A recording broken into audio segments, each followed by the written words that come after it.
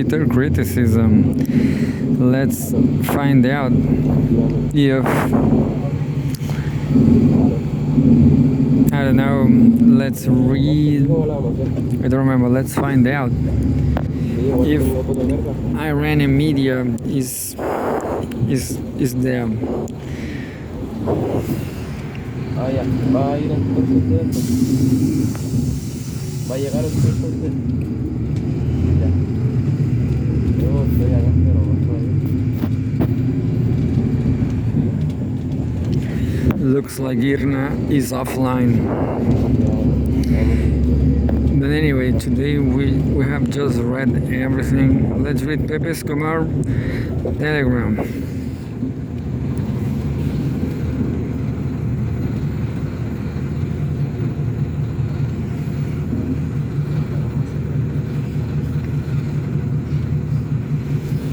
Thir- 36 new live updates. Post on the Pepe Escobar Telegram from the Supreme National Security Council in Iran. The key takeaway, quote, it has been decided, at least at the highest level, that Iran will conduct 2 weeks of negotiations in Islamabad based solely on these principles.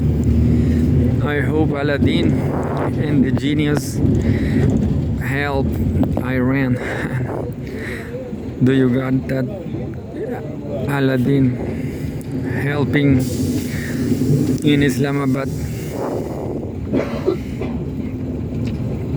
This does not mean the war is over. Iran will only accept the end of the war once these principles are confirmed in detail.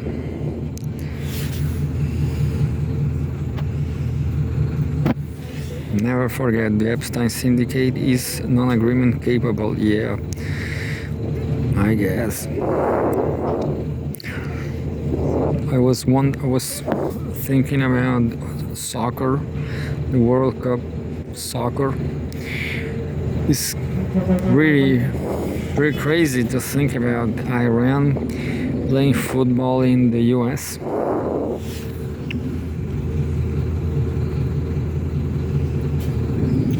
You know, to be honest with you, I'm not into geopolitics. I want to read, but I'm going to read. I'm going to read this article here.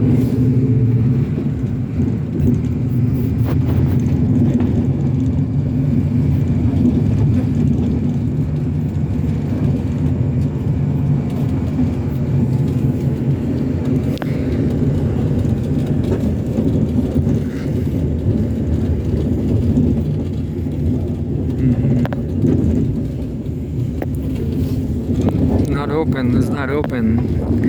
Not opening. It's not being open.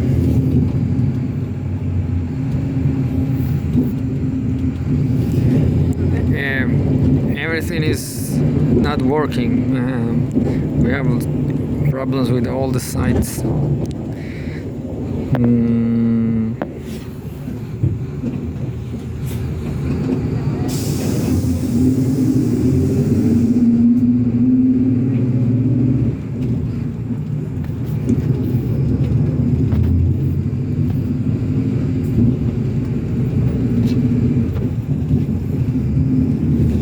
Been impossible to find an article in English. First text in English. 2 days ago. Oh, there's the news. Investigates Epstein files show financial ties to Deputy Secretary. Oh, I just read everything. I don't know what to read. I don't know what to read.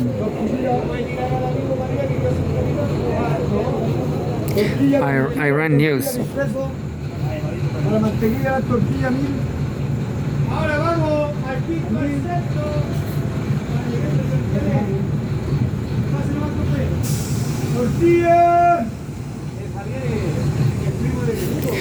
This is IranIntel.com. Live updates. Trump announces 2 week ceasefire with Iran, conditional on Strait of Hormuz reopening. Trump administration to insist on zero enrichment with Iran and 12. Australia backs diplomatic efforts to reopen Strait of Hormuz. Graham urges caution on congressional review on Iran diplomacy. Iran Supreme Leader orders all military units to cease fire. American journalist Carlson released from captivity in Iran. Anyway,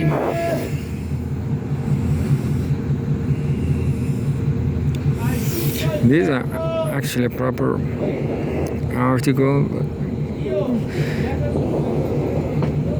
We also have problems to read this. Here we go. Iran International. Iranians voice anxiety. Mixed views as fears of infrastructure attacks rise 4 hours ago. And there's a picture of the bridge destroyed by airstrikes.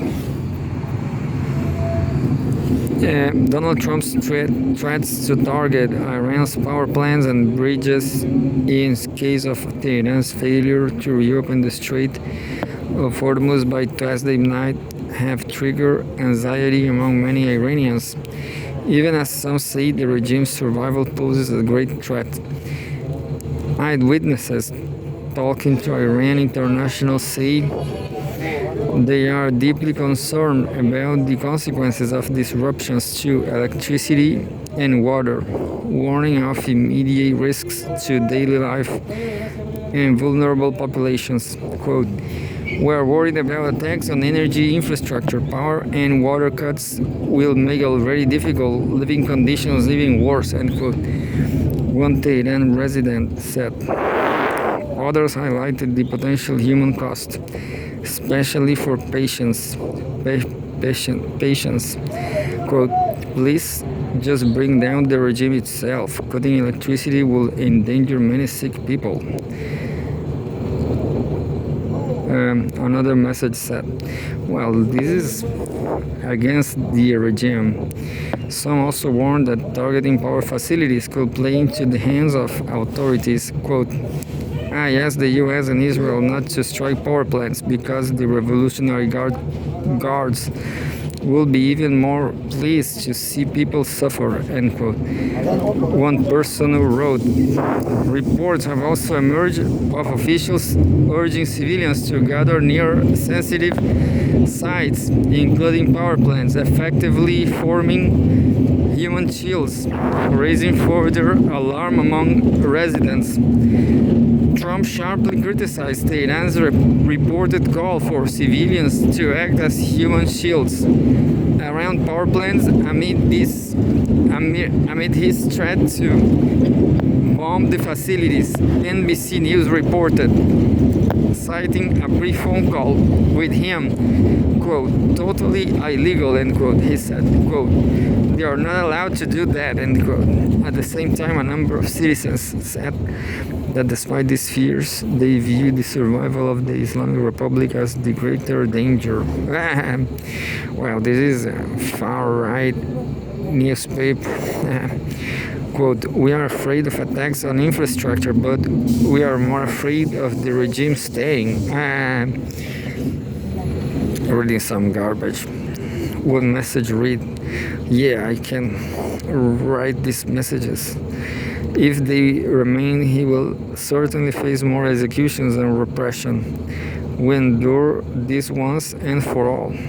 Another said, quote unquote, "Power and water cuts are extremely frightening, but the continuation of the Islamic Republic is even more terrifying," end quote. Widespread strikes on infrastructure. Recent days have seen reports of executive attacks on Iran's economic infrastructure, electricity and utility facilities linked to steel and petrochemical industries in cities such as Shiraz and Asaluye have repeatedly been hit. Cities I guess I'm never going to be there, but unfortunately. Even the Bushehr nuclear power plant, monitored by the International Atomic Energy Agency and used for civilian electricity production, has been targeted.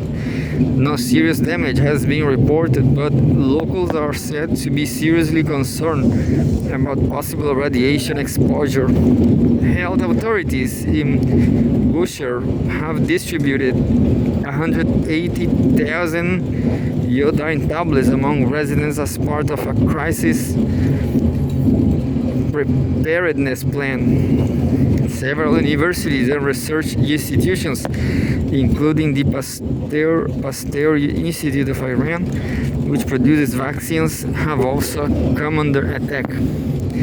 For many, such strikes are seen not as blows to the government but to national assets and the future of ordinary citizens. Well, that's true.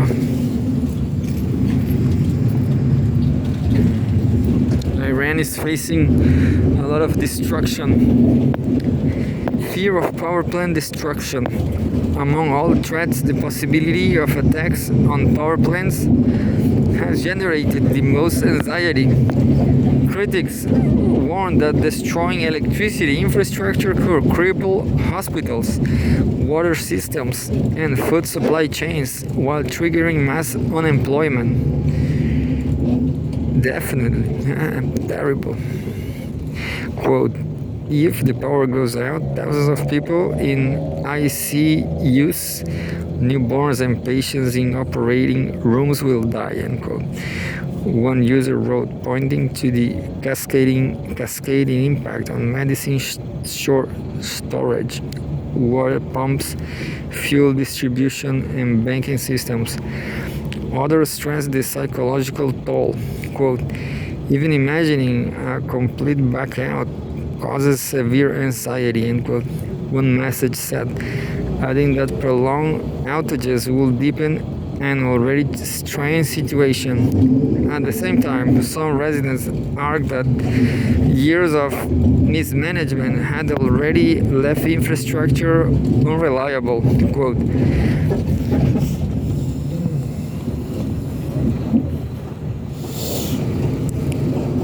did we really have stable water and electricity with this government? One person asked, quote,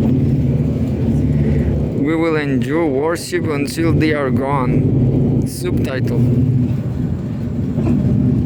Islamic Republic is to blame. Some opposition voices say responsibility for the crisis ultimately lies with Iran's leadership and its policies. They argue that while strikes on infrastructure are damaging, the current system poses a longer-term threat to the country's future.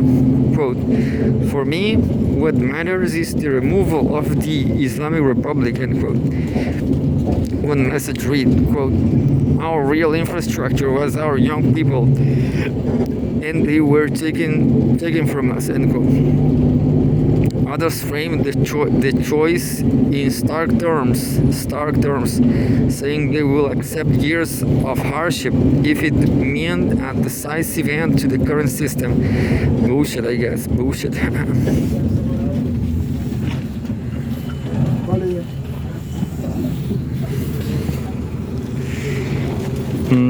Maybe they are talking about who was Majid Kamedi and why does his killing matter. Majid Kamedi, the IRGC intelligence chief killed in Tehran early Monday, was not a battlefield commander so much as a career security insider who rose through Iran's secretive counterintelligence system and helped oversee repression, surveillance, and anti-infiltration work.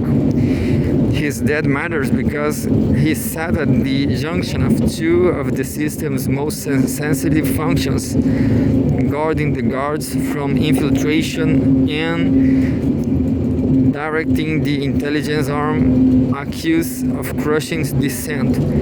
In March, Washington's Rewards for Justice program offered up to $10 million for information on Kademi and other senior IRGC figures, a sign that he was seen abroad not just as an internal operator but as a high-value intelligence target.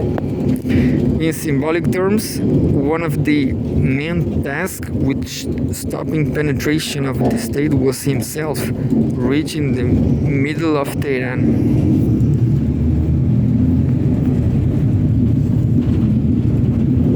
A security man from the inner system, Kademi was one of the least public senior figures in Iran's power structure.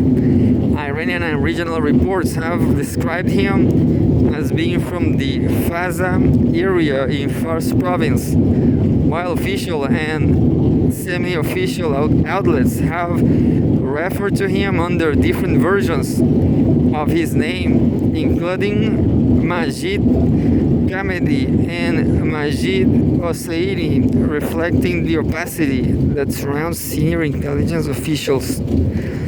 Unlike many top IRGC commanders, he does not appear to have built his standing mainly through frontline war command. He rose instead through the quieter, more secretive world of protection, vetting and internal security.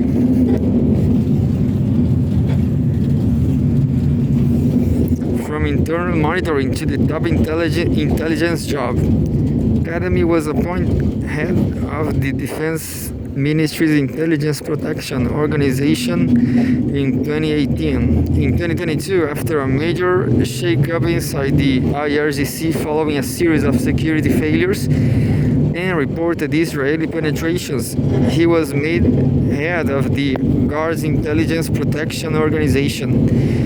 He was promoted again in June 2025 after the killing of his predecessor Mohammad Kazemi to lead the IRGC intelligence organization itself. That move puts him in charge of a body the US Treasury later said had been quote-unquote instrumental in violently suppressing protests through mass violence, arbitrary tensions, and intimidation. That progression is part of what makes his killing significant. Kademi had spent years policing the system from within before ending up at the top of one of its most feared coercive institutions. Why his role was so sensitive? The IRGC's Intelligence Protection Organization and its intelligence organization do different jobs, but together they form a core part of the Islamic Republic's security state. The first look inward, loyalty, secrecy, infiltration, and internal discipline, while the second has been linked to domestic repression and political security cases. Kademi mattered because he had moved through both worlds. He was not simply another general. He was a custodian of the regime's inner files, vulnerabilities, and suspicions. That means his loss is not only personal or symbolic, but potentially institutional, at least in the short term. This is an inference from his portfolio and the structure of the IRGC, rather than a point Iranian officials have conceded.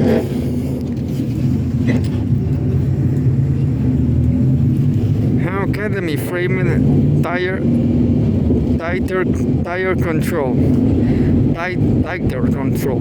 Kademi gave a rare interview in February to the website of former Supreme Leader Ali Khamenei, and it offered a blunt window into how he saw the country. He framed the January uprising not as a domestic revolt against the state, but as a foreign plot, and represent mass preemption as routine intelligence work. In that interview, he said the guard has summoned 2,735 people linked to what he called anti-security networks, quote unquote, concealed. 13,000 others seized 1,173 weapons and identified 46 people allegedly tied to foreign intelligence services. He also said authorities had received nearly 500,000 public tips and reports by the end of the month. That's it. I'm done. This text is a forever text.